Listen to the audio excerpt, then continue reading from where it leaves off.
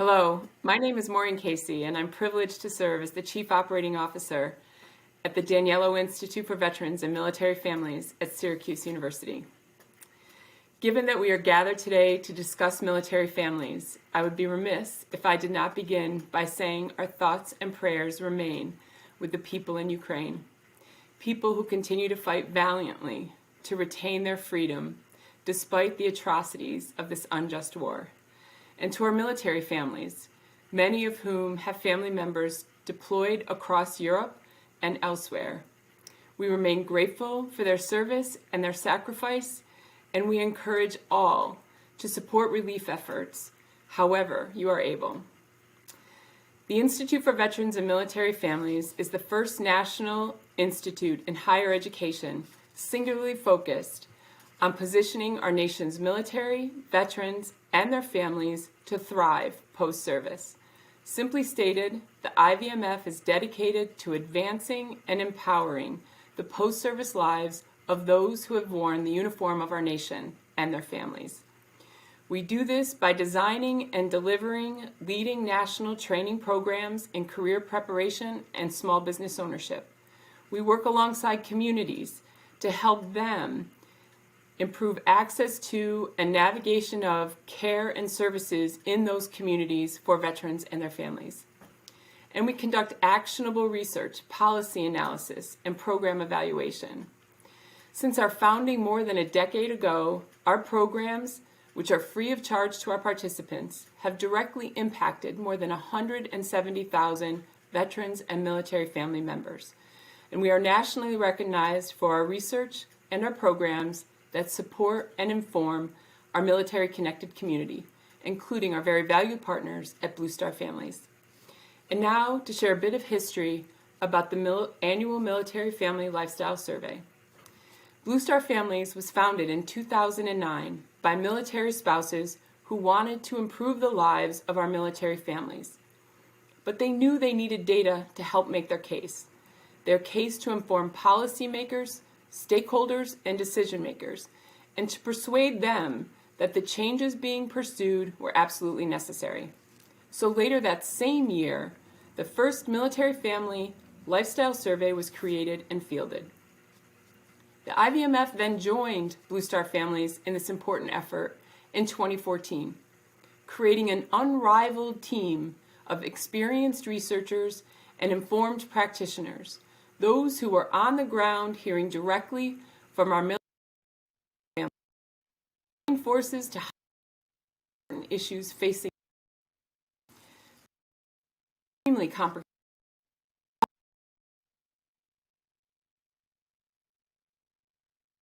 We join forces to highlight the most important issues facing this community. The survey is extremely comprehensive, covering the continuum of service, capturing the perceptions and experiences from active duty through transition and then to post-service. And the frequently cited results are used to identify trends, persistent issues, and new challenges. And it has become a tool to assess policy and offer solutions. The IVMF and Blue Star Families research teams continue to collaborate closely to understand the biggest challenges facing our military and veteran families amid a very demanding operating environment for our military-connected community and an ever-changing national policy landscape. In fact, we are already working on next year's survey and the recently released Blue Star Families Research Project on racial equity and inclusion. Together with Blue Star Families, we are proud to share the latest results from this year's research effort and hope you find them to be informative and helpful. So much so that it will inspire you to take a deeper dive into the data and learn more about how you can help support our military and veteran connected communities. Thank you for joining us today, for we can always do more better together.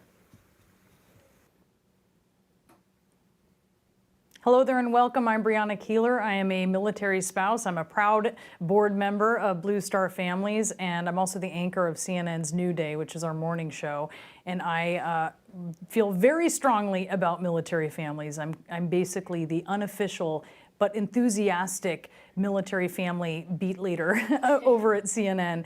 And I'm just thrilled to be hosting this program today. It's really an issue that is so near and dear to my heart. The results of the 2021 annual Military Family Lifestyle Survey. And since there is so much that we need to understand, and we want to see what's changing from last year, what's developing, what's staying the same as well, and a lot to act upon here, Blue Star Families is facilitating this 2-hour event so that we can highlight the major takeaways from the report. And I am joined by the experts. So thank you so much for being with me. I'm really honored to be here with retired Brigadier General Irene Zoppi. And her military career, just for a little bit of an introduction, began in 1985 when you enlisted in the Military Police Corps. Then in 1988, you were commissioned as a second lieutenant in military intelligence after you graduated from the University of Puerto Rico. You're also the first Puerto Rican woman promoted to the rank of general in the U.S. Army Reserve. And after 36 years serving our country, you retired so recently, just last year. So thank you so much. You're also a member of our Blue Star Families Racial Equity and Inclusion Committee. So thanks so much for being here. The honor is mine.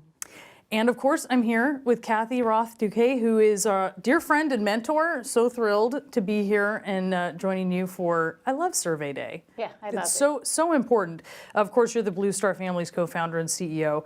And before we go on to Survey Day, which is so important, obviously, I do want to touch upon something that has been completely dominating, I think, so many of our thoughts. It's been dominating my life as I've been covering it, which is Ukraine. And I know that a lot of military families out there are looking at this. Some folks have deployed, but I think a lot of people are just looking at this with a little bit of maybe unease, uncertainty about what this means. Yeah, Brianna, it's such an example of what our lives are like as military families. You never know what's coming.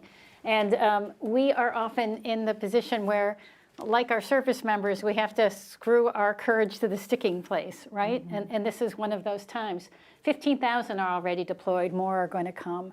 And this deployment and conflict in Europe could go on for some time. And it's not happening in a vacuum, right? It's happening at the end of 20 years of conflict in Afghanistan and before that in Iraq. It's happening on the heels of 2 years of COVID, which had really unprecedented economic impact on military families. Many people aren't aware of that, but because of the lifestyle, COVID had a big effect. We have the challenges of the inflationary pressures that all Americans are facing, but that adds on to it too. So we're looking at this data. This data happened before the Ukraine challenges, but we're looking at Ukraine happening during a time that already had an awful lot of challenges for people who have to be ready for their country. Yeah, I mean, I feel sort of in my role bridging a little bit the military-civilian world that after the end of Afghanistan, there was a little bit of feeling of kind of the curtain going down. Right. And this is just a reminder that you just never know. You never know sort of what's going to develop, the fact that maybe something may impact you, maybe it won't. But it's just important to recognize what military families go through with that. So I love the survey because, just personally, about 5 years ago when I first got involved with Blue Star Families, and I was a new military spouse, I had all kinds of new feelings, and I didn't quite know. It was from the challenges I was facing. The survey actually put a lot of stuff into perspective for me personally. It was great because I was able to cover it for CNN, but I also thought, okay, it just helped to put things in its place and realize I'm not the only one going through this, and also these are important trends that need to be followed. And I wonder, General, as you look at the survey, if you can just talk about why you think it's so important.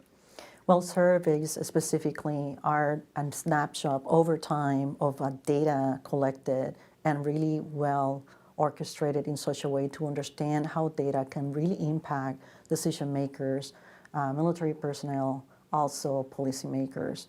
So when we look at the data, what impacted me the most is the resiliency of family and how family overall is really making that commitment to that soldier or that armed forces person serving in the military. And we also see the levels of importance in the data and how really address human capital, talent and advancement in terms of retention and promotion but also the support that family needs specifically to their children.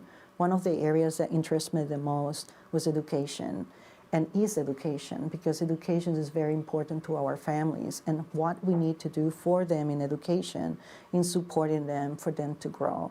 As spouses, for example, it's important for them to know that they also want to have their own careers, and the support that we can give them is really in parallel condition with the readiness of the soldier. So survey data is important because the public is able to put their thoughts, place them in that survey, is collected, examined, and analyzed in such a way that provides really the information that is needed to address these factors. And we can see not only goodness on that, but also we can see certain challenges. We can see the goodness on resiliency for the families, but also the challenges that we should be concentrating. As a military person, I feel that this is extremely important. And I believe that we should have more researchers out there looking at military families as a topic for their thesis and dissertation. Yeah, I think it's so important because if you're trying to solve for a challenge, you really need to know what it is. Yeah. So going to the source tells you what it is. And I also will say one of the things that's so great about Blue Star Families is that over time you sort of look at the additional needs and you're adjusting. Right. So how has the survey evolved over time? Yeah, it's changed so much from the beginning. One of the things that we always do in our surveys is allow people to give us open-ended responses. And so things will bubble up that we are not even aware are things that we need to ask. Sometimes we'll find ourselves asking more questions like, okay, we see anxiety and depression, we see some financial challenges, but what's the underlying thing causing that? And that's where we got into finding out what kind of impact feeling isolation in your community has by asking those follow-on questions to really find out, you know, where are the sources. And so that opportunity has been fantastic. Taking on IVMF as a partner, the incredible partnership of USAA, which has allowed us to grow and be strong over the years, have all gotten us to where we are today. And you know, if you talk to policymakers, they look at this is the data that they're looking at when they're trying to figure out what are they going to put in the defense authorization bill to address the needs of family members. I also think, General, it's so interesting that increasingly, and you touched upon this a little bit, you have leadership at DOD that knows, they know this is a system, right? This isn't just a service member. The family is a system. The health of the family speaks to readiness for the service member. How is DOD implementing some of these findings in your Brianna, absolutely. You hit a really good port into military readiness. So in order to be ready and have a soldier ready for deployment at any time for peacekeeping operations or during combat operations. So family readiness is also important. As military, we looked at the family is being taken care of because you cannot have a military personnel worry about and concerned about the family. We need to have that support for them.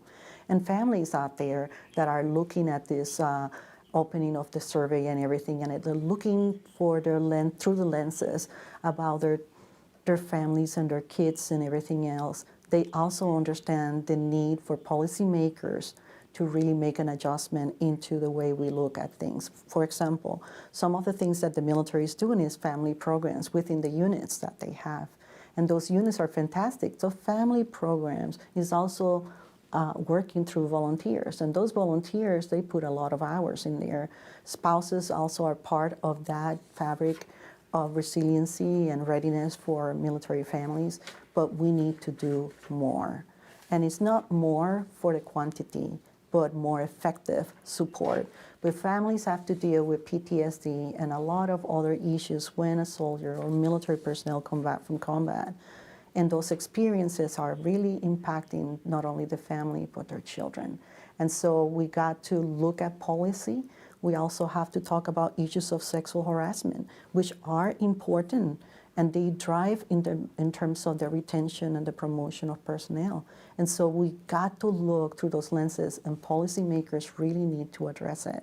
Commanders out there, they have a lot of programs where they have trained a trainer in these topics, but that's not enough. a PowerPoint presentation or a video is not the answer. It is a Band-Aid. And so we need to do more strategically to address these areas. And the survey does a beautiful work really showcasing that need. Yeah, it certainly does. It certainly does. And getting to the source of the problem, as you talked about. Thank you so much, Brigadier General Irene Zoppi. Really appreciate it. Kathy, of course, and we'll be, of course, touching base with you throughout the program. I do want, at this point, just to talk a little bit about what we're going to see here during the next 90 minutes. So we are going to be understanding the overall impact of the annual Military Family Lifestyle Survey. We're going to be engaging in and welcoming some experts who are going to be able to speak on a couple of lively panels that we are going to have about health and mental health, which you touched upon, General, and also about financial security, which is going to be in really interesting topics. We're going to hear the stories of some of the families that also took this survey, and we're also going to listen to some messages from elected officials because they are paying attention to this. So fortunate now to be joined by Jill Saslov, who is a military spouse who, like many of us, faces the daily uncertainties of military life. Jill, I want to thank you for joining us and for sharing your family's story. Thank you, Brianna. As a military spouse of 22 years, the military lifestyle is deeply ingrained in my personal identity. I have supported my husband and his military career through various volunteer and professional positions, including Soldier Family Readiness Group Advisor, Center of Military History's Museum System, and with the Armed Services YMCA. I have also comforted our children as they navigated the highs and lows that come with a military lifestyle, such as making new friends, acclimating to a new school every few years, and adjusting to life without their papa when he was deployed or away training, including 2 no-notice deployments in 2020, and currently living apart from him while he is geo-batching for the next 2 years. In understanding my personal experience as a military spouse, I dedicated my professional career to serving other military families through the Armed Services YMCA. I know from my personal experience that with pride and service to the country, there are also come many unique challenges military families face as opposed to their civilian counterparts. And now, as the world monitors the uncertain situation in Ukraine, the unique challenges we face as military families once again take center stage. As a military community, we sit on the sidelines and worry about if or when our service member will be called on a last-minute deployment, as well as the implications that has on our service members' safety, our children's mental health, and our career, and our own mental health. As Kathy mentioned, according to the 2021 Military Family Lifestyle Survey, the majority of spouse respondents, 81%, indicated that they've experienced at least one separation from their service member due to military obligations in the past 18 months. And active duty spouses respondents who were separated from the service member reported higher stress than those who were not. A smaller proportion of those spouses experiencing a separation also reported not getting enough sleep to function effectively. The findings of the annual Military Family Lifestyle Survey mirror my life. It tells the story of military families. It highlights our successes and draws attention to areas where we need more support. I know, like me, members of our military and veteran-connected community are closely monitoring the uncertain situation in Ukraine.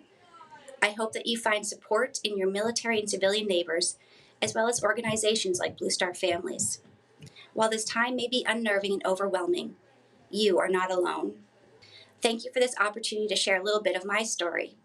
I now welcome Justin Schmidt, AVP of Corporate Responsibility at USAA, a longstanding supporter of the annual Military Family Lifestyle Survey, in the next segment. Justin, over to you. Hello, everyone. I'm Justin Schmidt, AVP of Corporate Responsibility at USAA. At USAA, it's our privilege to support Blue Star Family's annual Military Family Lifestyle Survey. USAA was formed in 1922 by the military community for the military community, when 25 Army officers pooled their money to serve one another's needs for auto insurance. 100 years later, that legacy of service remains core to our mission to facilitate the financial security of our members, including service members in uniform, veterans, and their families. Military families confront unique challenges due to their service and sacrifice. USAA's signature cause for philanthropic grant-making is military family resilience, which we define as when service members, veterans, and their families have the skills and resources they need to withstand, recover, and grow from stressors, including those compounded by military and veteran life. Opportunities to address the unique needs of military families have evolved over time. The pandemic and other global and national events have brought to light new needs, or in some cases, have reprioritized existing needs.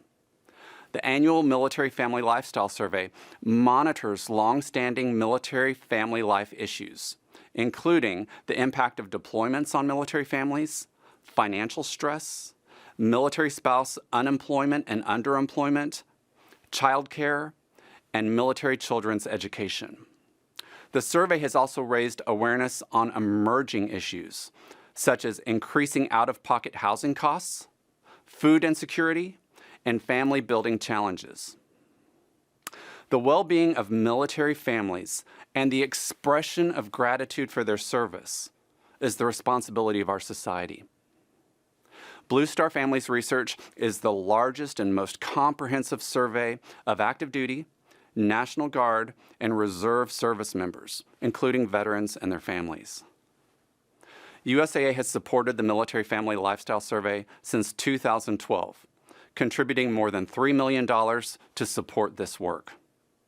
So on behalf of USAA and our 38,000 employees, we'd like to thank Kathy Roth-Duquet and the entire Blue Star Families team for bringing this important research to us all. Thank you.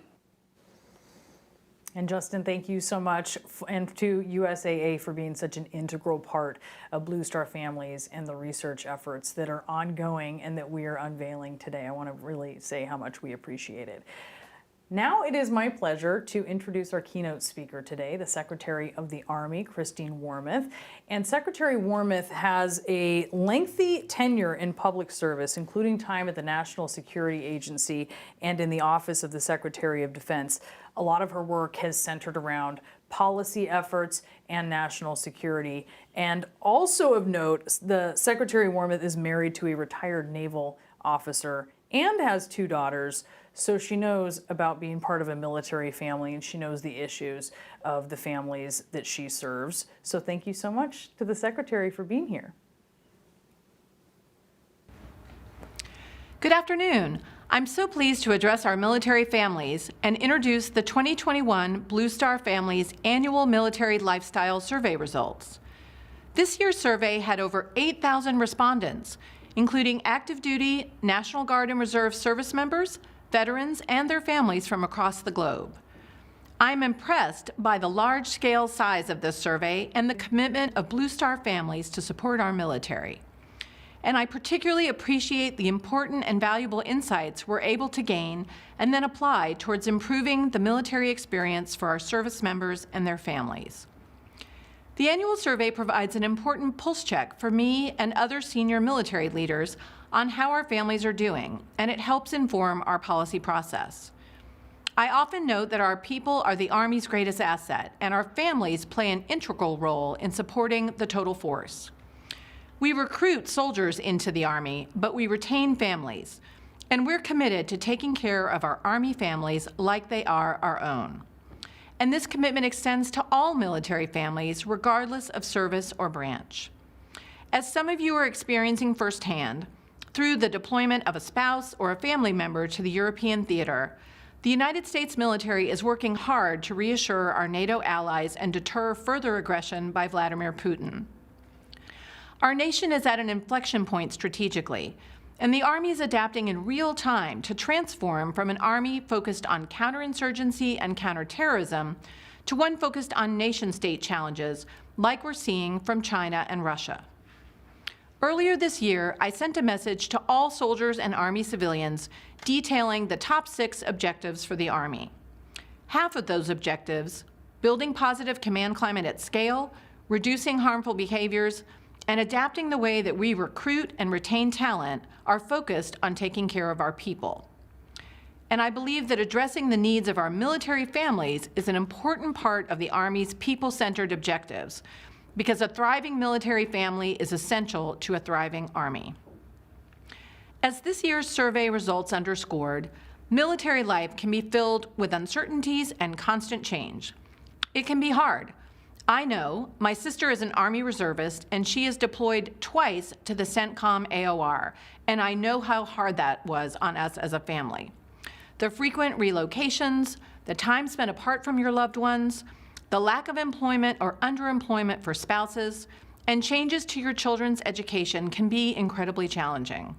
And add on top of that all, a global pandemic. But thankfully, as we turn the page on the pandemic and move forward, I would like for our military families to know that the Army is listening and trying to respond to the challenges you're facing. Recognizing the challenges that Army spouses face in underemployment and unemployment, for example, the Army has taken concrete steps to assist spouses with new and continued employment opportunities. First, we've expanded the Employment Readiness Program team by adding 31 staff members to provide employment readiness resources for spouses and family members seeking jobs. The Army has also simplified the home-based business application process, and as a result, we've seen an increase of businesses operated by spouses on Army installations.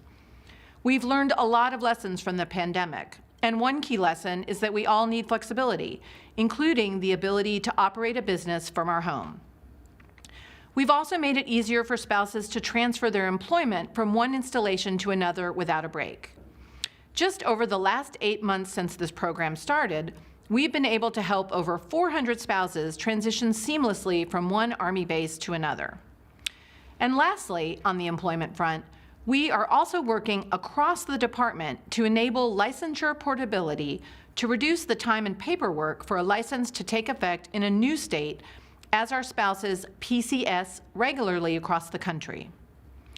For Army families struggling with rising food costs, housing prices, and overall economic insecurity, the Army's Financial Readiness Program is committed to providing financial literacy training, counseling, and assistance with resources to provide the pathway for sustaining financial well-being and resiliency.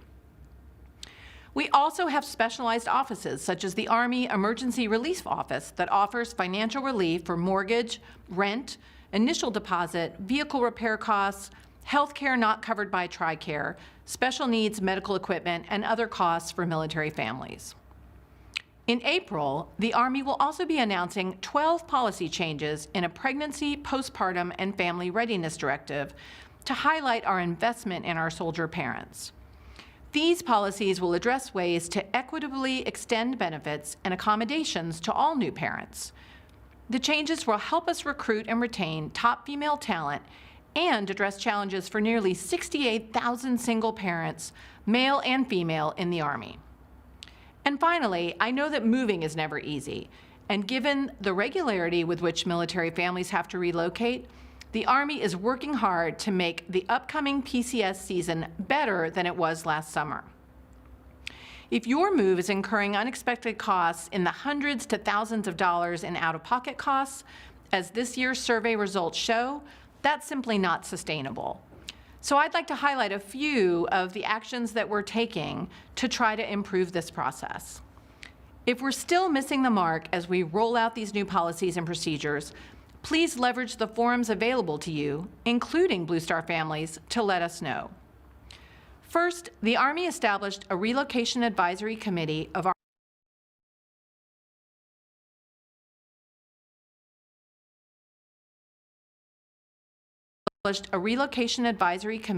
Army spouses, subject matter experts, and Army leaders to address PCS issues within its purview.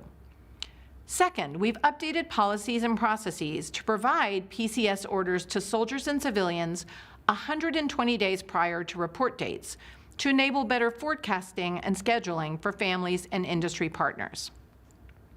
Third, the Army led a DoD-wide policy change to allow soldiers conducting a personally procured move to receive a payment equal to 100% of the estimated cost that the government would pay a moving company to move those items.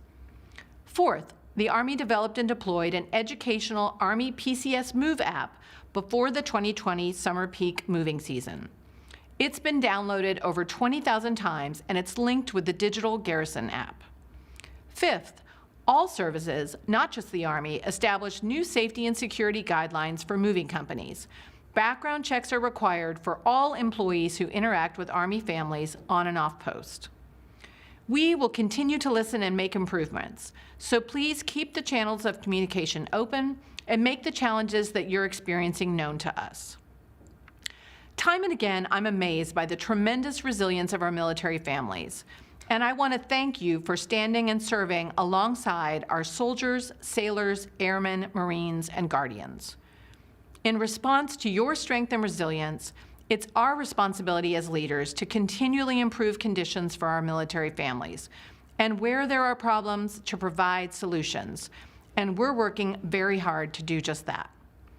Nonprofit organizations like Blue Star Families, this survey, and their community building programs play an essential role in helping to make sure that our military families are cared for and supported.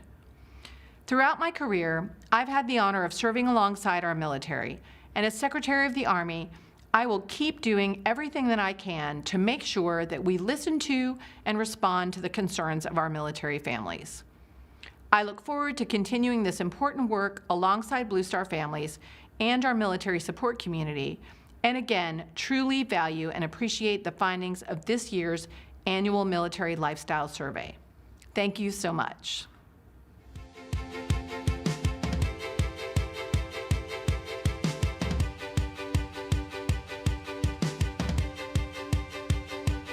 Hello, I'm Brian Tucker, Vice President of Corporate Communications at CSX. CSX takes pride in providing our local communities with what they need, when and where they need it. We are proud to extend our commitment to service to our customers, to our communities, and our country by serving those who serve. Many military installations are located in or near the communities that our trains roll through every day. And many of our employees have a connection to service, whether they're a veteran or a member of a military family. Those personal connections are what make our relationship with Blue Star Families especially meaningful. Blue Star Families encompasses the heart of CSX's Pride in Service mission through their groundbreaking research and transformative programs, always seeking to help military families feel connected and welcome wherever they call home. We are proud to support their work to truly understand the most pressing concerns and pain points of our military and veteran-connected communities and support their efforts to make military life more sustainable. We are honored to introduce the next segment of this event, the survey overview video. The recent survey provides us 8,000 opportunities to understand the strengths, successes, and sacrifices our military families endured in 2021. Military families proudly serve our country, but that doesn't mean that it's always easy. With frequent PCS moves, a vigorous operations tempo that leaves many military families away for long periods of time, there's clearly more all of us can do to help support our nation's heroes. We hope that you feel empowered by today's event to support our military and veteran families.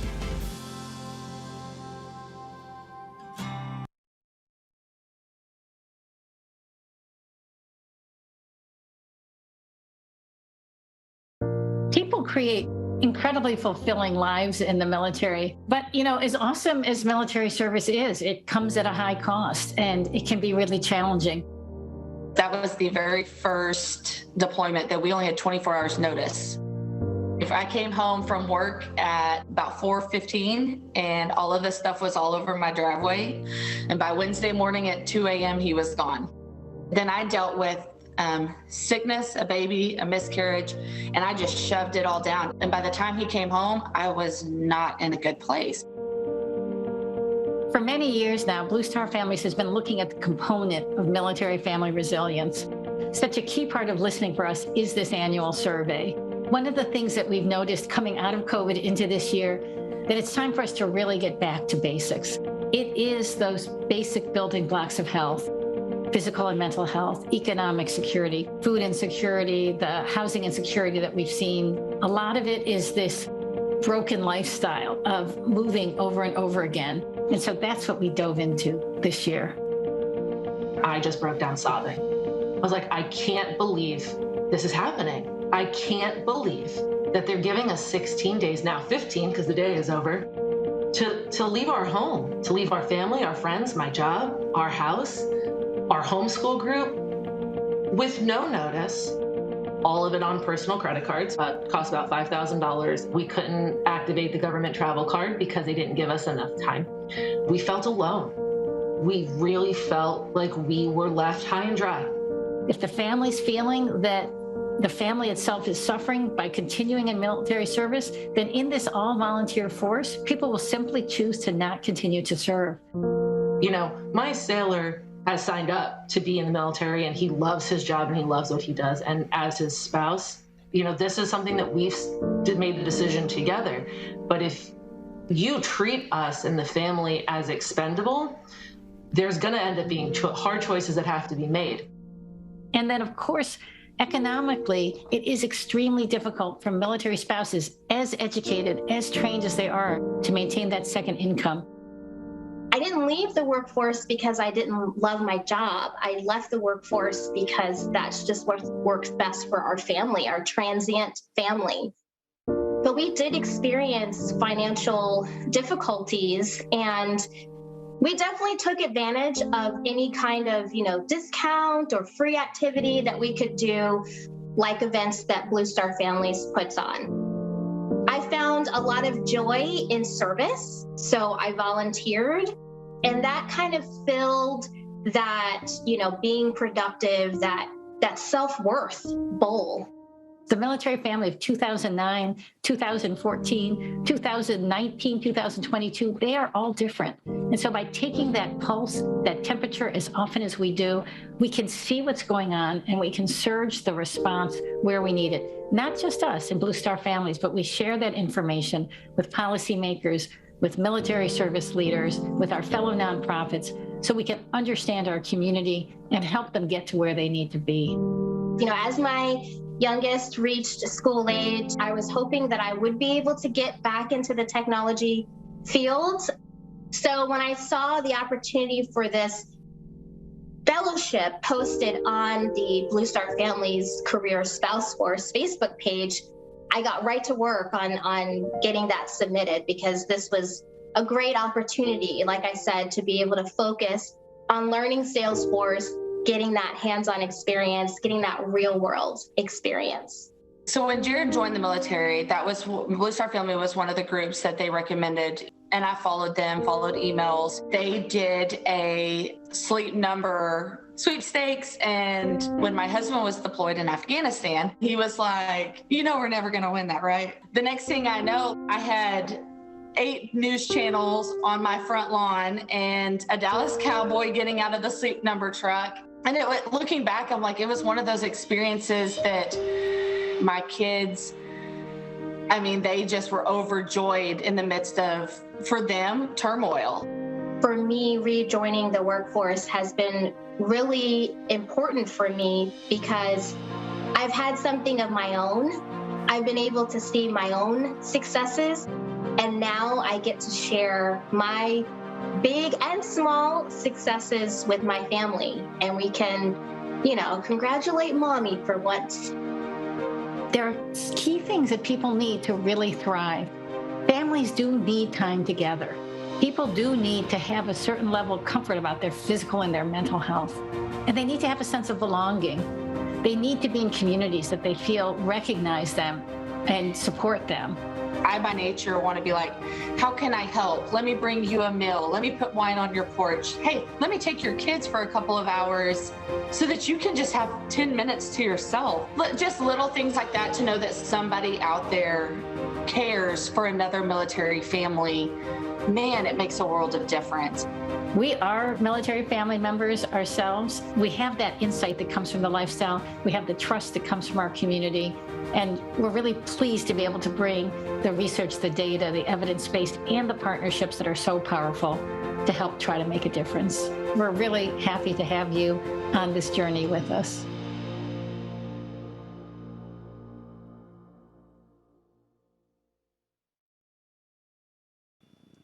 Hi, I'm Cara McNulty, President of Behavioral Health and Mental Wellbeing at CVS Health. At CVS Health, we are striving to make mental well-being services more accessible, less complicated, convenient, and inviting. And that's because we know everyone faces challenges in life, and these challenges exist on a spectrum.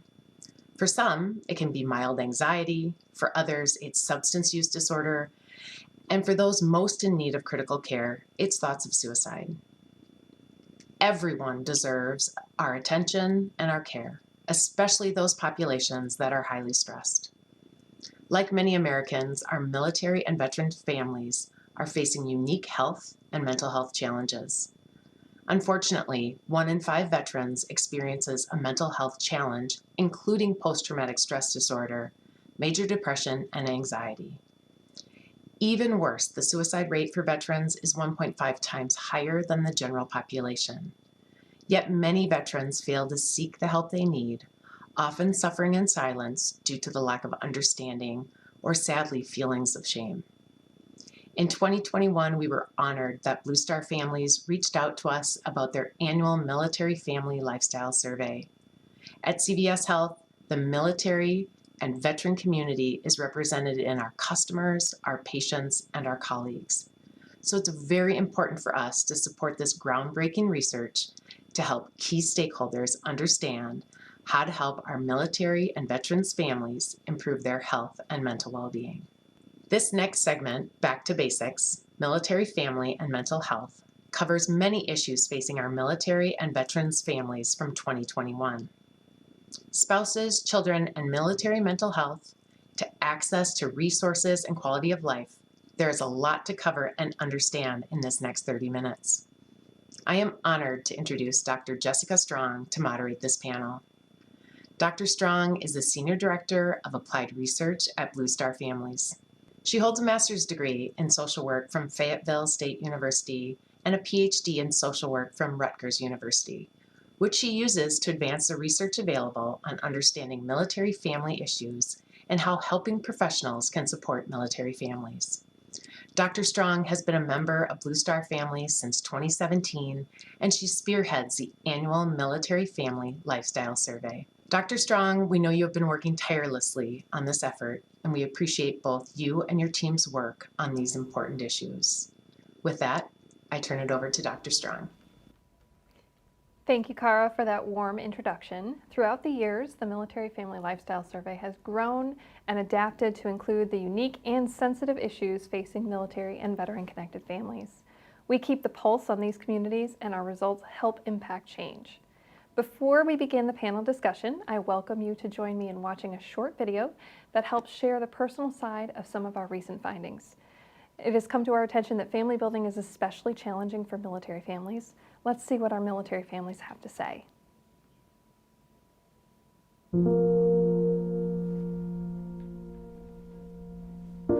Well, so being a military spouse, life is already complicated with your partner leaving regularly. In my case, I had a stillborn, which was very hard to hide. I was very visibly pregnant and then not pregnant. And then because the medical diagnosis for me, because I had an unknown genetic issue that was causing stillbirth, the medical answer was to go and do IVF. So I couldn't hide the fact that I went from having had a pregnancy and then doing IVF. And that public sort of process for me meant that I was the go-to person in our military community, that everyone who knew someone who might have been doing IVF told them to come and talk to me. And I think that my experience in hearing all of those stories and seeing the breadth of people that were going through fertility challenges in the military really motivated me to know that it wasn't just me, it wasn't a small group of people. This was a widespread issue, and it was not being handled by military healthcare. It is not designed to support anyone who's same-sex or any military member who needs third-party reproduction. So egg donor, sperm donor, or a gestational carrier. If you need any of that, you're not getting support there. The path to to parenthood and to building families looks different for everybody. When we started this journey, we didn't even know embryo donation was a thing. We had no idea. We also didn't know that infertility was going to come into play either. I mean, it is like a heaviness in my heart every single day, thinking about what we went through and what we endured and what we overcame. And, you know, as our son gets older, we talk about doing it again. You know, do we need to hurry up and work this timeline based on deployment cycles, based on PCSing? There's a gaping hole for those families who are trying to have children. And never before have we ever seen that problem for what it is and tried to fix it.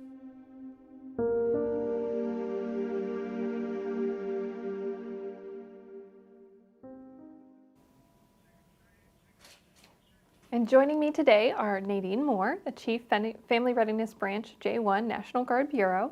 We have Rachel Barrett, who's Vice President of Strategy and Impact at the Elizabeth Dole Foundation, and Dr. Kim Hunt, who is our Associate Director of Research and Training at Blue Star Families.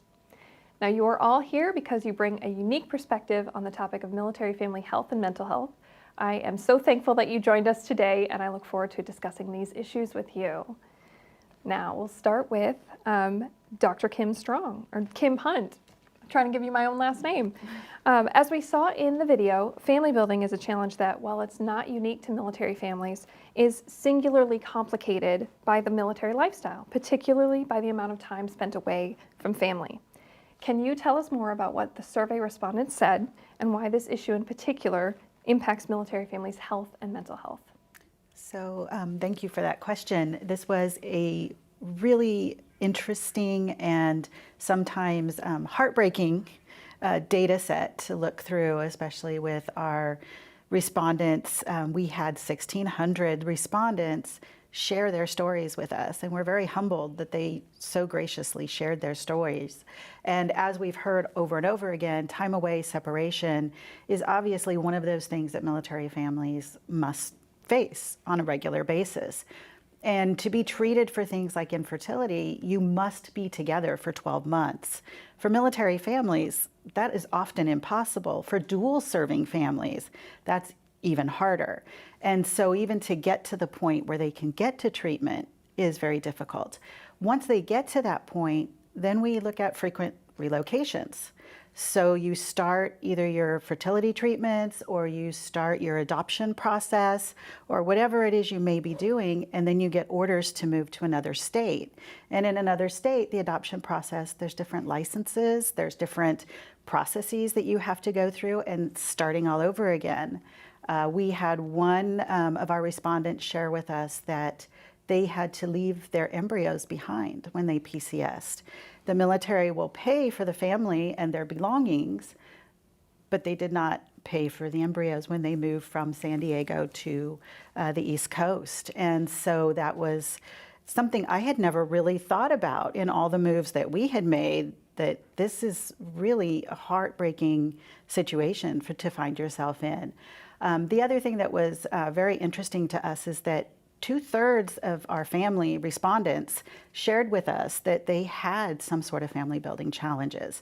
So whether that had to do with infertility, miscarriage, many spouses related stories of having a miscarriage alone without the support of their spouse. And that's one of those things that is unique to our military lifestyle. And our spouses are often the backbones of our military families. And to think about what they sometimes endure was very difficult at times to read through. But I think that one of the things that we really have to think about too is that this is also a financial strain for many families. About 3/4 of our families who responded stated that they had out-of-pocket expenses related to having either fertility treatments or adoption processes. And from these, we had from those 77%, we had about 11% tell us they had spent over $35,000 out of pocket. So 1 out of every 10 of the respondents that had some sort of family building challenge and was trying to build their family were spent at $35,000. And one of the most touching stories that was told was one of our respondents mentioned that every time they pay that debt, that bill each month, they're reminded of the failed IVFs and that they don't have a child to bring home. And that is something that people don't think about that often. And you have to move on, and you have to still serve, and you still, move with your service member, and you still make sure that everything goes well. And so that alone is a very unique part of military life. What we also found from our respondents is our female active duty respondents and our female veteran respondents, far larger percentage had stated that they had had family building issues and challenges. And so this is something that is very hard for many of these families. And I was just very thankful that they shared their experiences with us and were able to maybe know that their voices were heard and that we were able to bring those out in the survey. Yeah, that's one of the things I love about this survey is not only do we get the quantitative information, the data, sort of the scope of the problem, but we also hear directly from respondents what their stories are. And reading through all 1,600 of those stories had to be challenging. How did it impact their health and their mental health and their well-being? Many of them talked about their mental health and their stress and having to sort of chin up and keep going.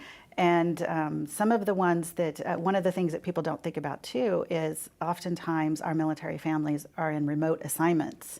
And they're far away from friends, family, other military families because they're in a remote area. So access to health care, access to mental health care, and then being able to just speak to other people who are having the same challenges that they're having, that's missing. And so that does take a toll. And as we saw in our survey, we had less than half of our spouse respondents say that their health was excellent.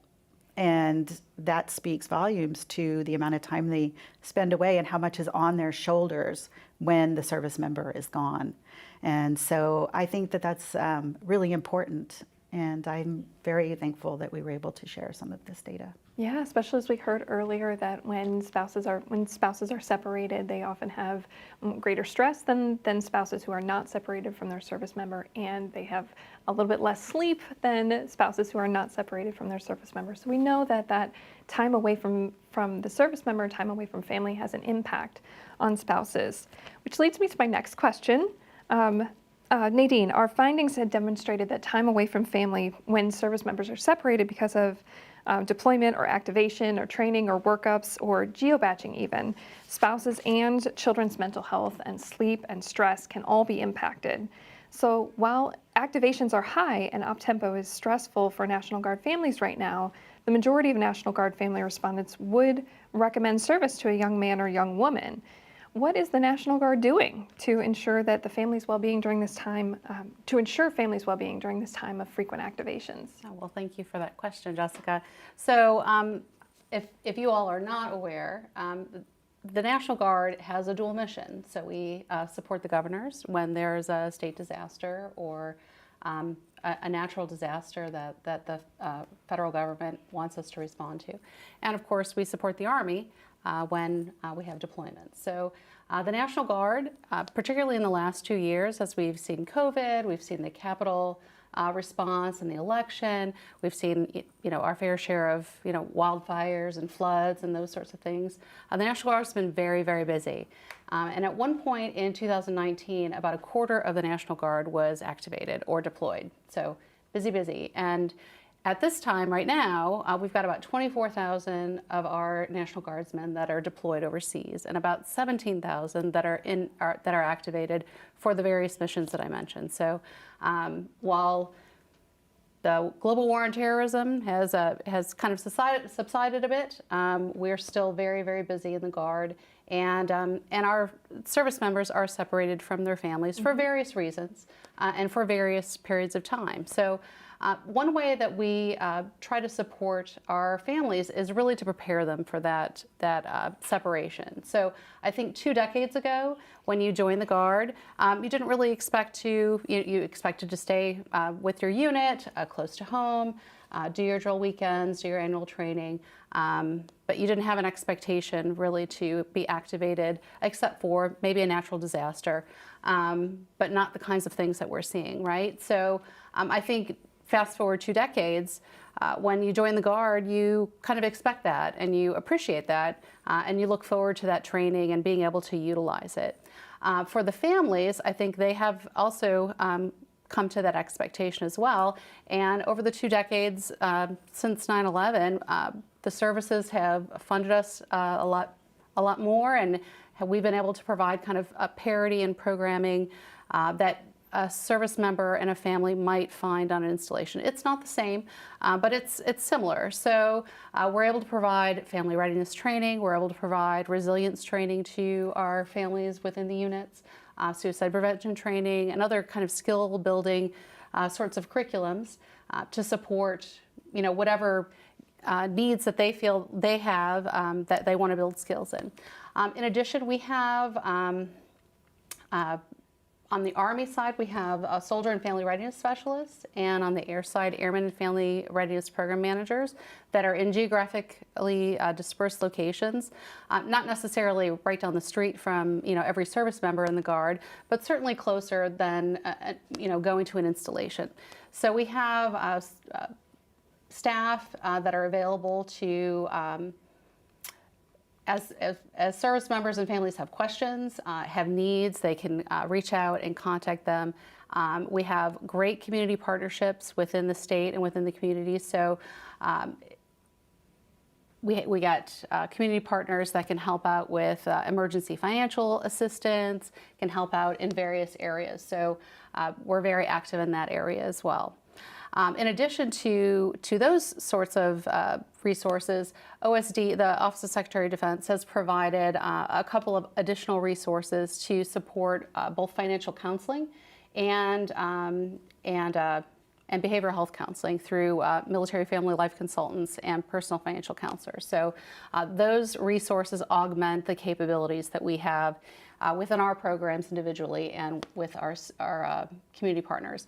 We did find over the last year that personal financial readiness and behavioral health and counseling support were 2 of the top 5 of the biggest requests that we had. So we know that there's a need out there, and we're utilizing every resource that we have to bring to bear on that issue and those challenges with our National Guard members and families.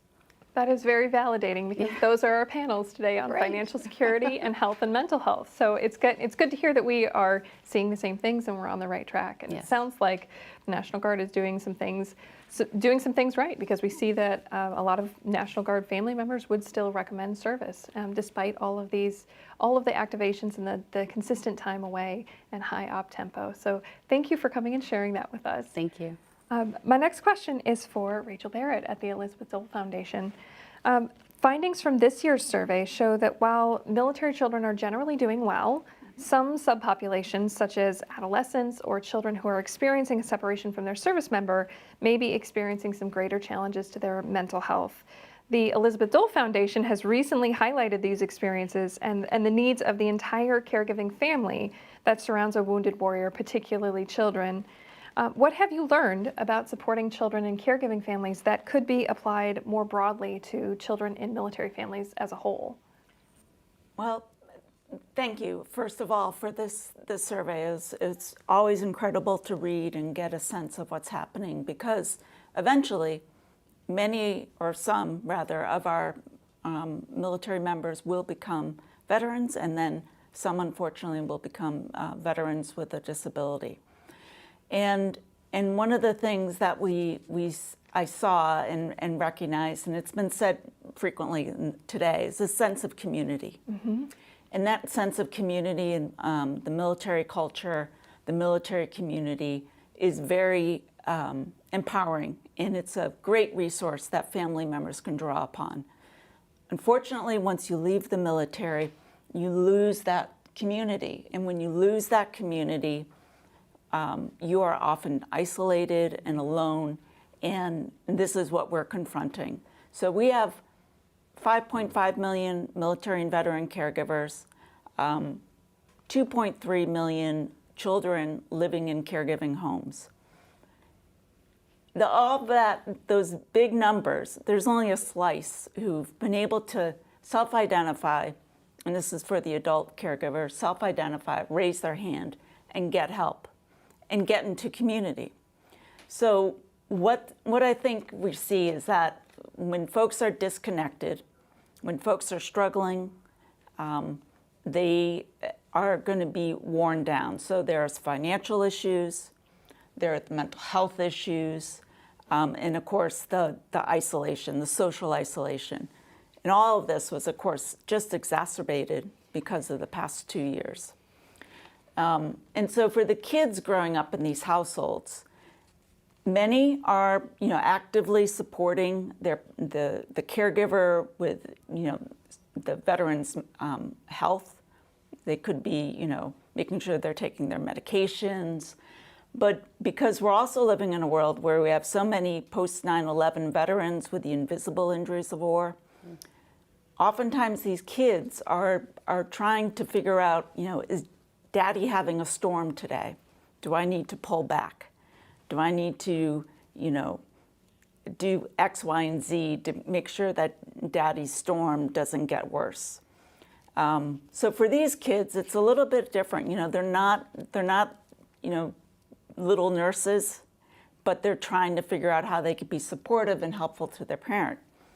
But the biggest finding from the Mathematica study you referenced is that because the caregiver is really so focused, as any of us would be, on taking care of their wounded vet, the kid sometimes gets crowded out. So their needs, their developmental needs, their emotional, social, their activities of fun and play sometimes get pushed aside. And that is just kind of devastating, because here are these kids who've had such, as the surveys are telling us, kind of remarkable experiences in the military household, despite the moves, despite the different schools. There's a little bit of some thriving there that's really great. And again, I bring it back to this idea of this community, this military culture. When you become a veteran, sometimes you can get disconnected from that. We need to reconnect these families. We need to reconnect the kids. So the Mathematica report gave us a few recommendations. They want us to look at and scale programs that work. Mm-hmm. And so this means we need to ask, what does it mean to work? What's a good intervention, right? Yeah. Sounds like you need some research. Yes, we do. And we are tackling that, and we'll probably be in contact with you, Jessica. Okay. And we also need to have more investments. All right, so we all need more money, right? Mm-hmm. But if we can find great interventions, we need to get philanthropy, we need to get government, city, state, and local, federal, all pushing money to help do this work.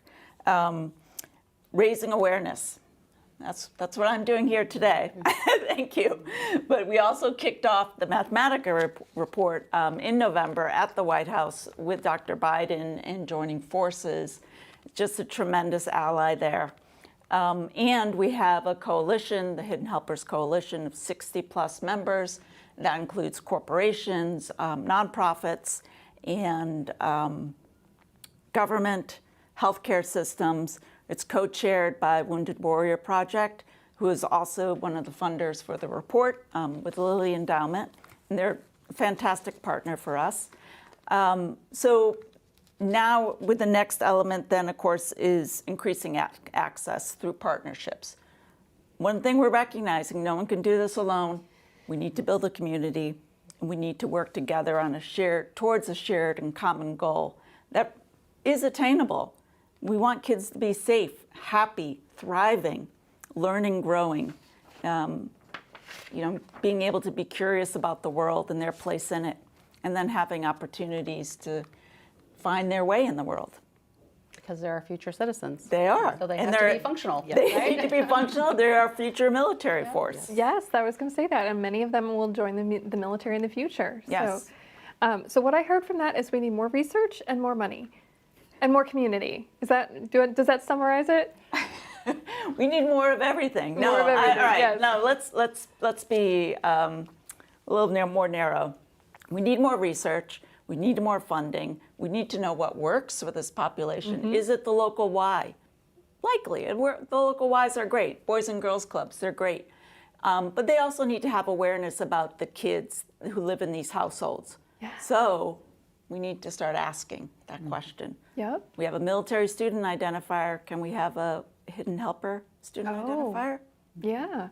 Learning more about the population and identifying them in their communities. I'm so glad you brought it back to community, because that is one of the things that I know Blue Star Families is really focused on, is helping military families thrive in the communities in which they live.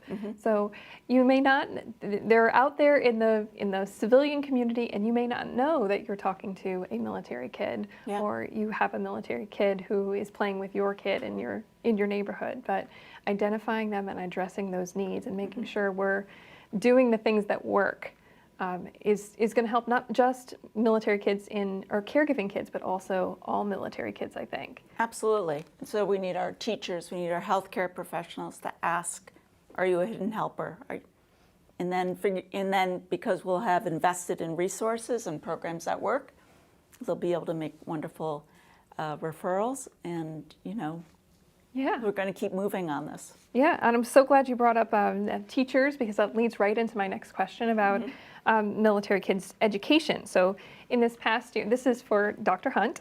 In this past year, there's been considerable concern about the impact of changing education modalities, whether we're talking about virtual or online, hybrid or in-person education modality, and what that impact that has on thriving and children's mental health, especially in military children. Why does it look, so tell us about the impact of those education modalities on thriving in school and on military kids' mental health, if you wouldn't mind. Well, what was interesting is that we found that the modality did not have as much of an impact that we had thought with children with the mental health numbers that we were looking at. However, it did make a difference in their education thriving. So those families who stated that their children were mostly in person during the fielding of the survey stated their children were thriving in school. That went down some for hybrid and virtual. What was interesting were the differences. We asked about the oldest child in education, and we divided up how old that oldest child was. So if they were grade school K through 6, or if they were more adolescent age, so we looked at those two different groups. And what we noticed was the adolescents, they didn't do as well with virtual. They all did much better in person, but they had a little bit harder time with virtual. And when you looked at it, just the numbers, it was sort of hard to explain. But then when you went into the qualitative data, because we also asked families, what was this like the last 2 years? This has been such turmoil in your children's education.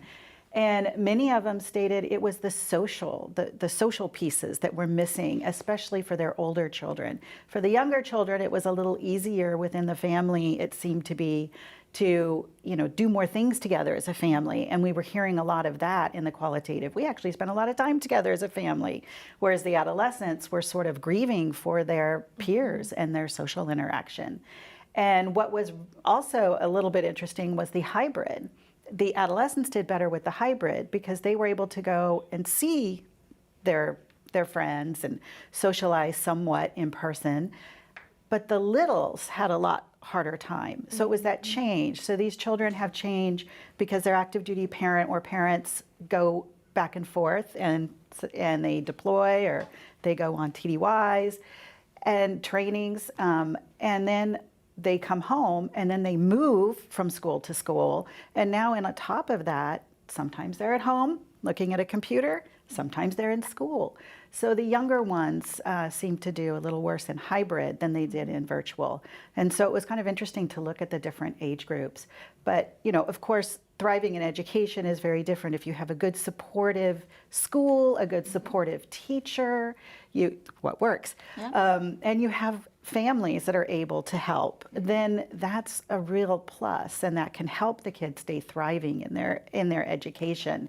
But it was difficult, and we heard many stories of families whose children were suffering mentally because they were isolated from their friends and they weren't able to have that interaction. And so it was very interesting. But overall, the great thing is most kids are thriving in school, according to the oldest child, according to the parent respondent. Thank you for that. And that brings it back to the importance of community and having that support system there who can support you and children and your children in that community.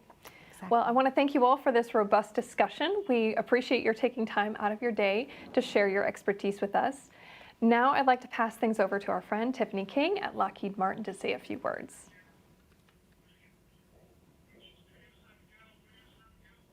Hello, my name is Tiffany King. I'm the Manager of Social Impact for Lockheed Martin, and I have the honor of overseeing our military and veteran nonprofit partnerships. We collaborate on proven models that enable military service members, veterans, and their families to thrive through economic mobility and mental wellness, which is why this year's annual Military Family Lifestyle Survey is even more poignant for us. Lockheed Martin has proudly supported the survey since 2015. As a military spouse myself, I truly believe that Blue Star Families is leading the way in giving military and veteran families a voice and an avenue to spark positive change. Blue Star Families has a finger on the pulse of military family life, not only keeping an eye on the perennial issues, but also highlighting emerging and current issues each year. This year, the Military Family Lifestyle Survey included questions about military families of color and their perceptions and experiences of discrimination. Questions about out-of-pocket expenses and relocation costs for military families, a timely issue given the intensity and complexity of the PCS season last year. An exploration into military families' student loan debt, particularly that of military spouses. And revisiting military children's mental health as well as military children's education. Two issues of great importance pre-COVID, but certainly made more difficult by the pandemic and changes to educational modalities. Lockheed Martin is proud to work with an innovative organization like Blue Star Families. From policy to programming, the data reflected in today's event will transform the military and veteran community, and we are honored to be a part of it. And now back to you, Brianna. A big thank you to Tiffany and to Lockheed. And I would like now to introduce two senators who are taking a big interest in some of these survey results today and also just the communities that are served by them. Senator Marsha Blackburn of Tennessee, who is on both the Armed Services Committee and the Veterans Affairs Committee, and Senator Raphael Warnock of Georgia, who of course is in a state where there is a huge veteran and military connected population. Welcome, senators. Hi, I'm U.S. Senator Marsha Blackburn, and I want to say thank you to Blue Star Families for the wonderful job that they are doing and for allowing us to work with them. You know, Tennessee is truly a state with a thriving military community, and it is an honor to represent these individuals on both the Senate Armed Services and the Veterans Affairs Committee.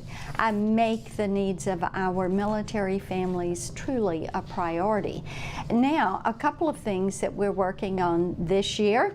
I sponsored the inclusion of a military spouse employment study in the 2022 NDAA, as well as we have put in extra money for mental health and emotional health support and financial assistance for low-income families.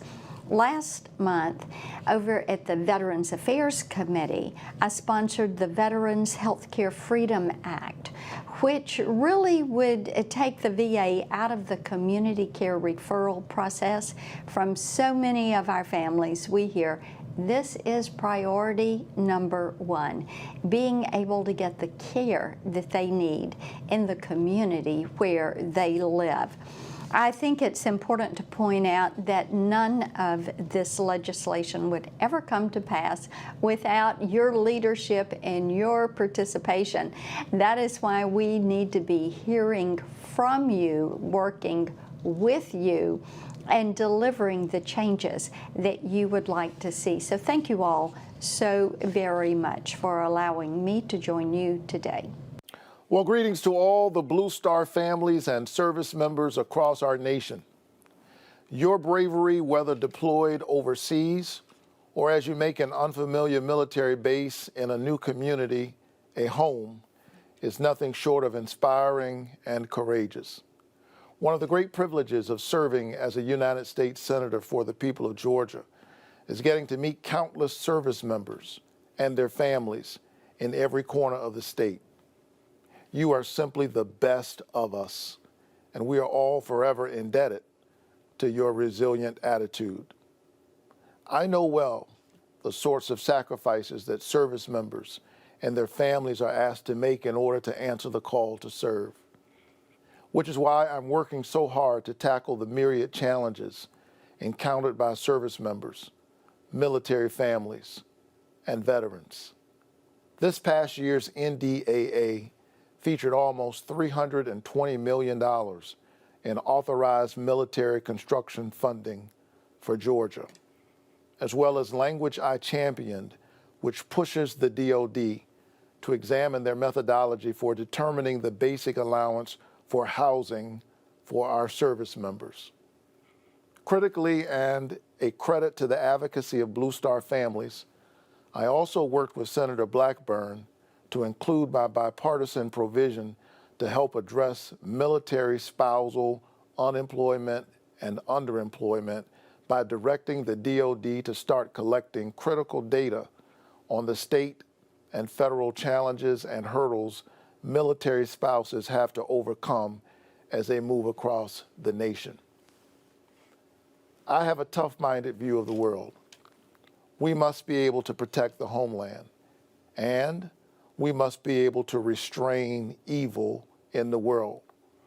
But the only way we can do that is by protecting our service members and their families while they serve and care for our veterans afterwards.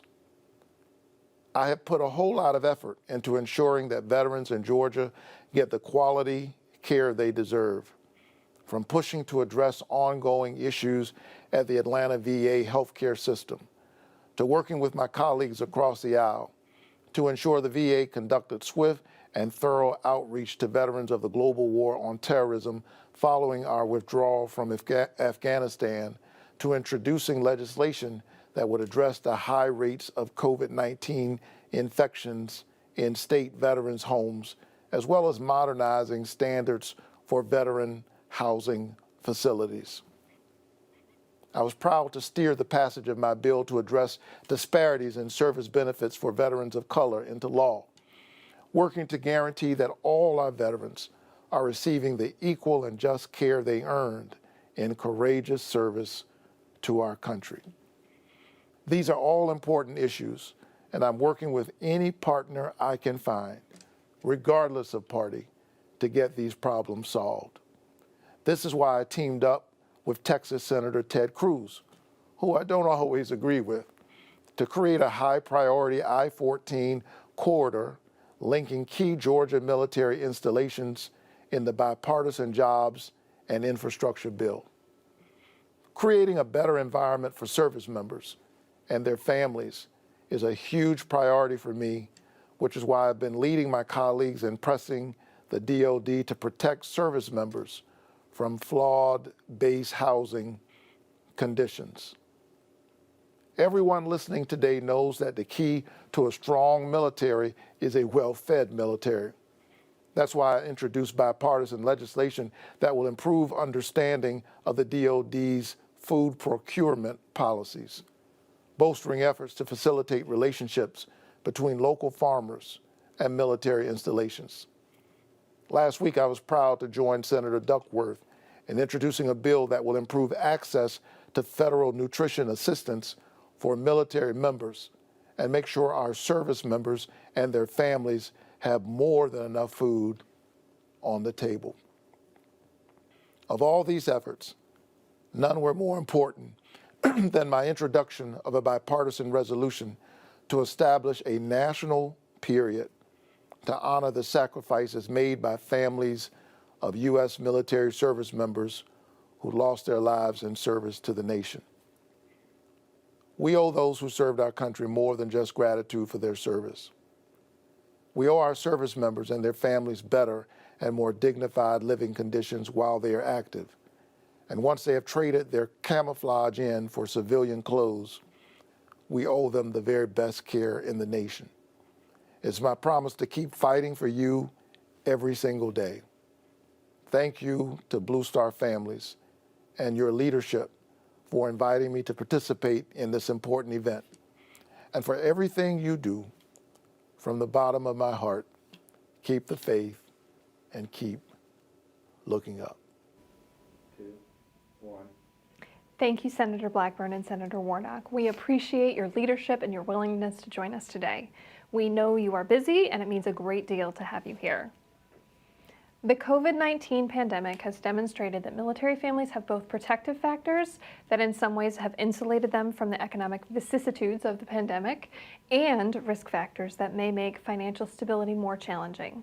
While military families often have similar financial stressors as their civilian peers, such as credit cards, student loan debt, or high child care costs, for example, these financial stressors can be impacted by the military lifestyle.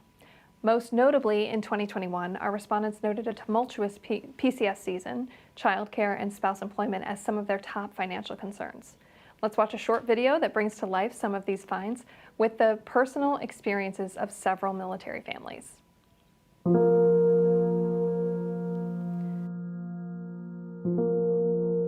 I am a military veteran. I'm a military brat. I am also a military spouse, and I am his caregiver. Looking back, I know we had a lot of different struggles. My dad served over 30 years. You know, I'd see my mom working different jobs. Like she was a bartender. There were 6 kids, 1 boy, 5 girls. We used to have the slice, the government cheese, the cheese toast, you'd make that, put a little syrup on it. That was like a sweet treat. Like that was like, yes, we get to have the cheese bread. We really couldn't afford anything else. And these are constant struggles that our military families they're still having to deal with. We were living on base. He was walking to work. We had 1 vehicle. We relied on the library for entertainment. We had stripped down our budget as much as we possibly could, and it still wasn't enough as an E3. So we ended up getting on WIC because my daughter needed formula. And, we stayed on WIC for at least a year to get over the formula hump. The number 1 issue for military spouses is always, careers. I had just finished my bachelor's degree. I had a STEM degree, and I had healthcare experience. And I thought, it's not going to be a problem. I'm going to be able to find a job. But childcare was an issue, and I had a lot of difficulty finding a job. In my position now as the Blue Star Families chapter director for the state of Missouri, I get to help a lot of families. I get to help a lot of families that are in situations that I was in. I still have student debt. I'm still paying down loans. I received my degree. A lot of spouses haven't, and they still have student debt. What now? Is it a lost cause for them? There's so many things that family members will get into, not knowing how to properly use those resources to either build credit or to use it to kind of make amends. They may get payday loans, or they may do things that are just truly damaging. And we need them to know, 1, that they're not alone, and two, we need to help them figure out how to get out of that. Making sure that those connections are made, making sure that they do have jobs available, making sure that we do have those resources, the financial piece, the mental health piece. I mean, everything is truly, it's all connected.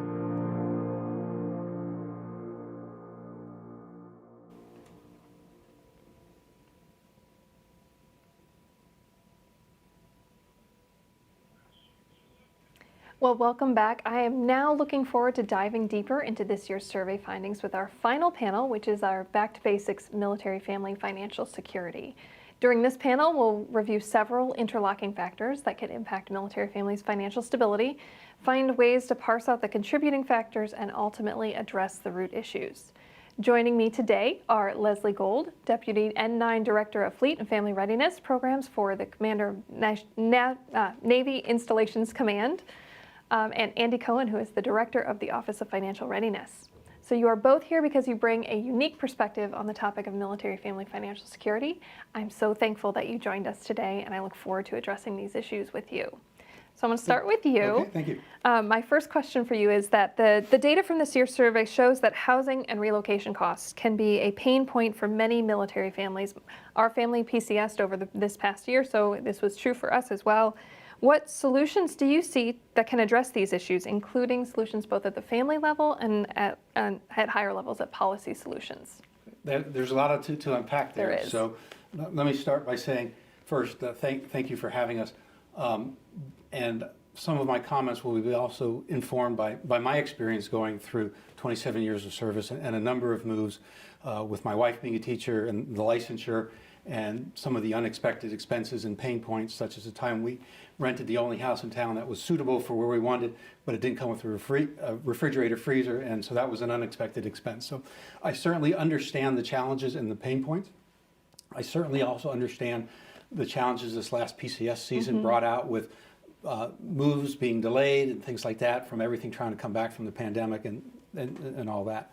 So with that kind of setting some of the stage, the department is aware of those issues, and if you recall back in November, Secretary Austin released his memo on strengthening economic security in the force.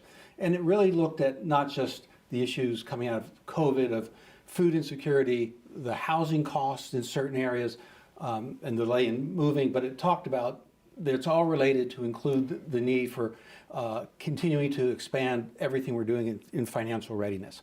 And some of the policy things that he did within existing authorities was he temporarily increased the bond increases in certain areas, which was really just kind of bringing the increase forward for the next year, temporarily extended the amount and period for temporary lodging expense, and also gave the services flexibilities in reporting dates and service thing.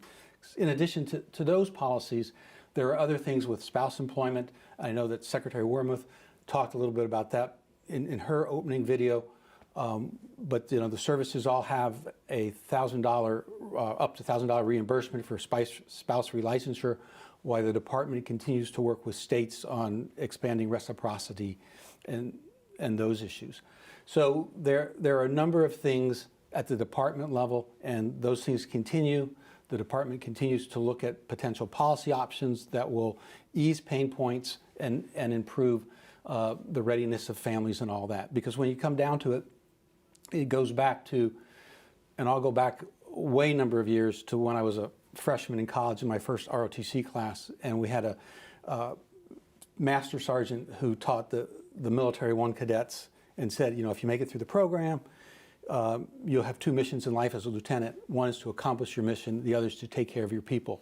And here to tell you, you can't do one without doing two. So that's kind of been at least my guiding light in 27 years of active service, time I spent working for a nonprofit, taking care of service members, and then the last 5-6 years I've been in the building in this job. The department has also just started its BA survey of what rates are to inform next year's BA rates. And so there are a lot of things going on at the department level. But as you also indicated, there are things that families can do. And that is really, from my perspective, and things that we have done, but again, it doesn't always work out, is to plan. know your entitlements, know what, for your rank and where you're going, how much travel time you have, how much you'll be reimbursed, what your weight allowance is, and plan for those things. A number of great resources by going to the transportation office or to Military One Source, Plan My Move. They have lots of resources. They have a checklist that'll help families plan, create that budget, because you know that there will be other things that happen. If you don't have an emergency fund, this is a great reason to get started on doing that. And again, plan for the unexpected. And if the unexpected happens, do not be afraid to ask for help. Again, I'm going to keep going back to the Secretary of the Army's video, because she covered so much stuff there that, help is available. And that's one of the things that Secretary of Defense said in his memo, is that he knows that there are people in need and that there's more data to be collected in some areas, but he's not going to wait for the data. And so there is help available within the department and outside of the department, to include the military aid societies. The Secretary referred to Army Emergency Relief. All the services have an aid society. And I will tell you, having worked for one of them for a number of years, they are looking for ways to continue to help service members. And if you're not sure they'll cover it, call and ask. I know that, again, I spent almost 10 years working for Army Emergency Relief, always looking for a way to say yes on that. Yeah, I really appreciate that, and I wish you could have seen my face when I was watching Secretary Wormuth give her remarks, because I was so pleased to hear that the listening and acting and making people first as a families first and people first as a priority. So. It is, and again, this all goes to readiness, which is the reason that we exist, and the realization that financial well-being and economic security, especially financial well-being, ties to so much in terms of how families and service members perform, dictated that my office actually resides in the Assistant Secretary of Defense for Readiness's office. And that is noticed and appreciated. Thank you. So my next question is for you around the active duty families expressing that finding housing that meets their families' needs, particularly cost, can be challenging. How has Navy installations been supporting families with fluctuating housing costs near bases? That's a great question, and I too am a military spouse myself of 20 years, so I've been there, lived overseas, and now in the DC area, and my husband's geo-batching, so he's in California. So we're very familiar with the housing challenges and how to place that and how to achieve that. But from CNIC's perspective, and what we're doing for the Navy, I'm so proud to talk about the options that we have for our families. And I think it starts with our Fleet and Family Support Centers. They offer relocation assistance and planning, and you mentioned planning tools.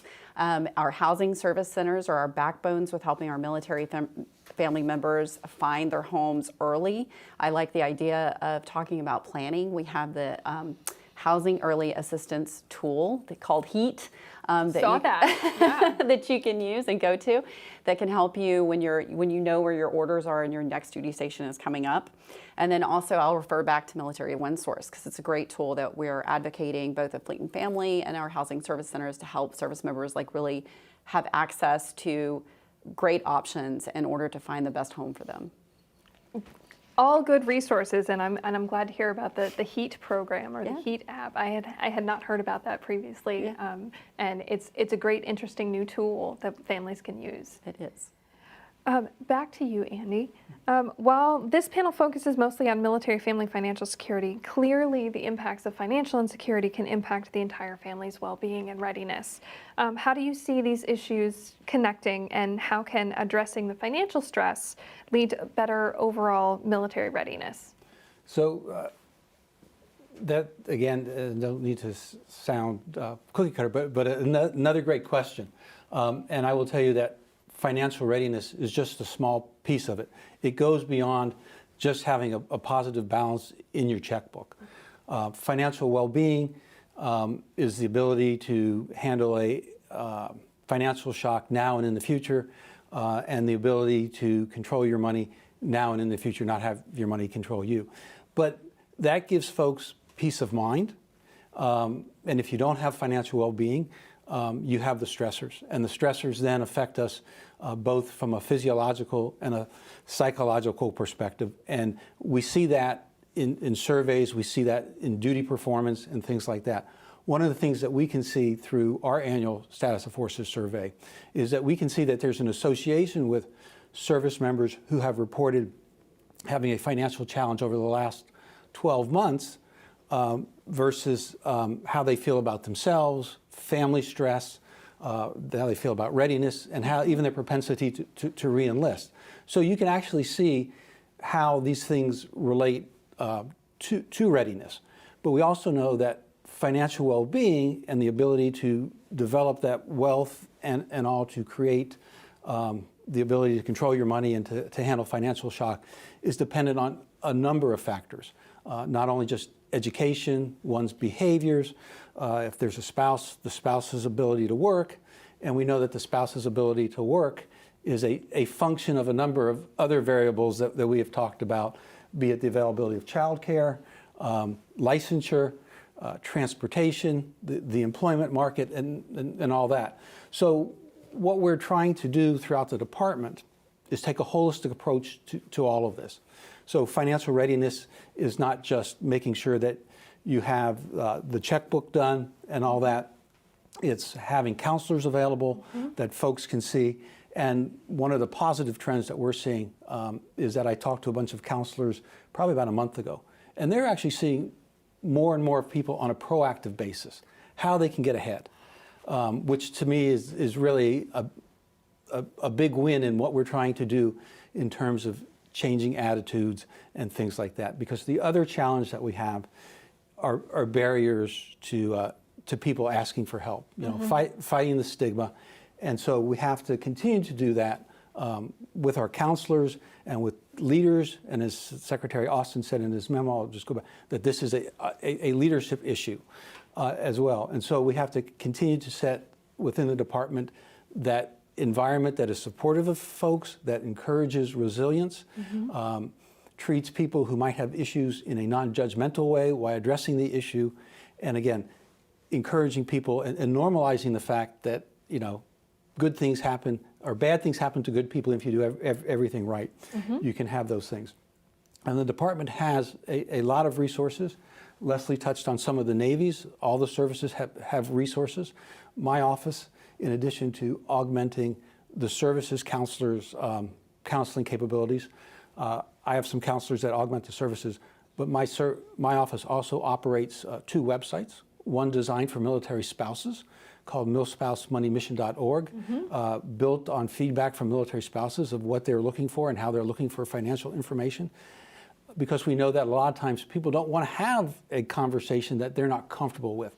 So by putting information out on the web or in an app, people can go and they can kind of get smart about what they don't know to have a conversation with experts about how to build that spend plan or how to get assistance in spouse employment or how to navigate the child care web and all that. Yeah, no, I appreciate that. I remember you telling me about that website, and it's not something that I had known about prior to, but it was a great website that lists lots of resources and information, which is definitely helpful to have.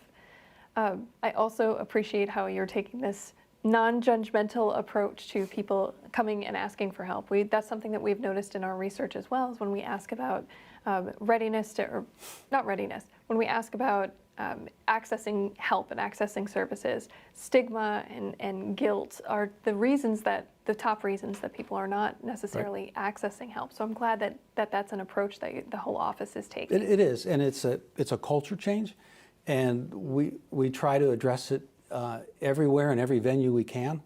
Later in the month of April, we have our annual training symposium for our financial counselors.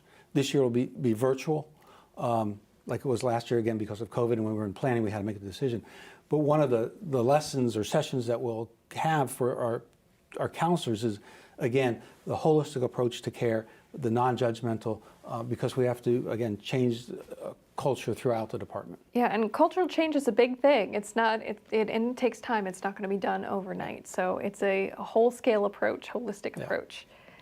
So my next question is for you, Leslie. Especially as a military spouse, I'm really interested to hear your response to this. We know that our spouses make a lot of sacrifices as they serve, with PCS movements occurring every couple of years or sometimes more frequently. Many spouses find it difficult to finding jobs or growing professionally. What ways have Navy installations helped spouses when it comes to their careers? So this is a great question, and one that I'm really passionate about what we do at CNIC throughout the Navy. And we have, again, we have our Fleet and Family Support Centers, but we offer our Family Employment Readiness Program. And what that does is, I actually used it as a incoming new spouse. Like, you know, I didn't know anything about navigating government employment and the federal websites to gain a federal job.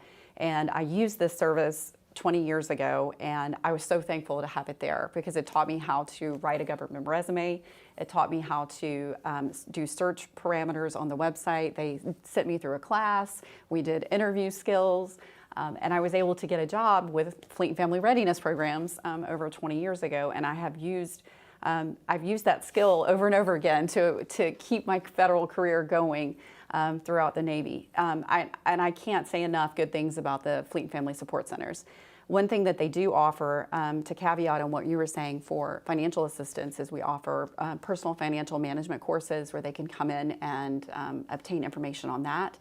But more importantly, I think it's important for spouses to understand that now, in today's age, there's so much happening to support them as far as career transition. And we offer, I'm going to put a plug in for us to come work for us, but in Fleet and Family Readiness, in our child care program, we've instituted a transfer program for spouses. So if you start in child and youth programs with us, and you're a military spouse and you have duty orders and you're changing duty stations, we will find a place for you at the next duty station. So you don't have a gap in employment. So it's extremely, extremely great program to do. And we are recruiting child care workers now. So, so we can increase those child care spaces and provide capacity in our child and youth programs. But our Fleet and Family programs are just integral in helping our families figure out how to navigate the job process and engage in their career. And I think at CNIC and for the Navy, and for me personally, I'm so passionate about supporting our families, and I made it my life's goal. And I know that all the people that I work with are doing the same thing because we care so much about making sure that spouses have continued employment. We're able to follow them through their career, especially if they're looking at just getting into federal employment, but if they're looking to navigate the professional landscape and carry their licensure over, or career portability, we can help them with that too. So it's exciting time to serve as a military spouse, because I say you serve along with your husband, because there's so many resources available. One of the resources that we do have available is the My Navy Family app, where you can go to and find additional information on fee assistance or food assistance or other ideas. It has like 14 landing pages that you can go to that has additional resources for our Navy families. See, that's great. I know that there are a lot of resources and a lot of pieces of information out there, but finding it in one place is often the challenge in navigating all of the different resources and knowing what's available when. So I'm glad that, thank you both for coming on and telling us about the resources that you guys have available. And I appreciate your advocacy and your passion, especially as veteran and military spouse and military families. So we at Blue Star Family certainly appreciate that. Many of us are military or veteran families as well. So I want to thank you both for coming today and for talking with me. And now I will pass it back to Brianna. Jess, thank you so much, and what a great discussion. And I will say I've really enjoyed the discussions today. I've enjoyed hearing from the experts, hearing the stories from the families as we're sort of looking at what they're going through the survey, and even the commitments to the issues from lawmakers as well. What stood out to you today, Kathy? Yeah, so many things, Brianna. One of them is that things really have moved from when we started in 2009. People understand now that the family is part of the unit that serves. And changes that we've called for, we've seen come into reality. For instance, the ability of spouses to change their jobs as they move. We're seeing the Navy, the Army, allowing that to happen from people who work from installation to installation. So that's awesome. Another thing that really struck me is the way solutions are hard because these issues intertwine. We know that from mental health and resilience, keeping the family together makes a big difference. And among active duty, National Guard, and reserve families, number one issue was family time apart. On the other hand, financial security is incredibly important, and increasingly families are geo-batching because the spouse can't keep that job. I think you have some personal experience with that, and many of our viewers do as well. So those two things are at odds. And so we have to get creative about how we allow the intersecting solutions to making military life healthier. So how are policymakers, how do they take the survey and kind of absorb it and then act on it? Yeah, well, it's great to have them here with us today. We'll continue and go to the building and brief it. We'll go to Hill and brief it, and we'll brainstorm solutions with our partners as well. And we find that to be a really effective way to go. Policymakers, they can pilot solutions and see how they work. That helps, but having people tell the story, having people like you who tell the story on CNN, and people who help the larger community know that the community has to be part of the solution too, because if the family is the life support system for the service member, the community is the life support system for the family. And sometimes we can shore them up if they have to be a part of other things are going on to keep the whole situation going. I do wonder what one of the things is that really stands out to you in the survey this year, because for me, it was looking at the Guard and the reserves and the concerns that they have had. We've seen them so much. I've done stories, I've covered stories about how much work they have put in, whether it's the pandemic or even securing, Washington, D.C. They've been so active, and there's a lot of need there. We have to keep telling that story. They have more deployed than they have been since World War II. Last year, twice as deployed as the active duty. And they need our attention, and they need our support. So now that our audience members are getting a taste of the survey, they've gotten some information here today, what else can the audience do? What can they do next? Well, the next thing to do is to join us tomorrow.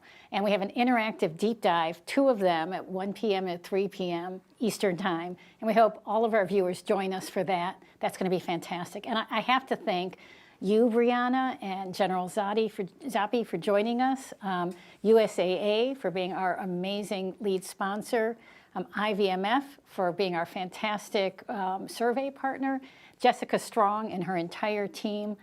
This is a real team effort, and we couldn't have done it without the whole team, and really a big thanks to you, Brianna. Oh, thank you so much. I know it's an incredible labor of love, and I always look forward to Survey Day every year and seeing, what kind of trends we're seeing that are so important. Kathy, thank you so much for letting me be a part of this. And just to reiterate, the results of 2021, of the 2021 Military Family Lifestyle Survey are now live. So you are watching this, I expect, on bluestarfam.org. You can obviously find the survey results there if you want to go through them. So just make sure you review the entire report. And before we do close, I'm going to pass it now back to Maureen Casey of IVMF just to share a little bit more about how you can get involved directly with the data tomorrow. Thank you for joining us, and we'll see you next time. Again, our thanks for joining us today for the release of the 2021 Blue Star Families Military Family Lifestyle Survey results. Today is your first opportunity to access the full report, and over the past 2 hours, we have just skimmed the surface of its contents and our findings. We invite you to make some more time over the next day or so to review the report prepared by our stellar research teams, and then join us again tomorrow as we dive deep into the data. Researchers from Blue Star Families and IVMF will be ready at 1 p.m. Eastern to speak about military family financial security, and then again at 3 p.m. Eastern to discuss military family health and mental health. Each session presents a unique opportunity to dig into the data and learn about what is being shared with us by those who know it best, those we seek to serve and support, our military and veteran families. You will also be able to ask questions of our team. And importantly, like those military spouses who created the first survey back in 2009, you may learn how you might be able to use the data and information from the survey to better make your case for our families. We can't wait to see you tomorrow.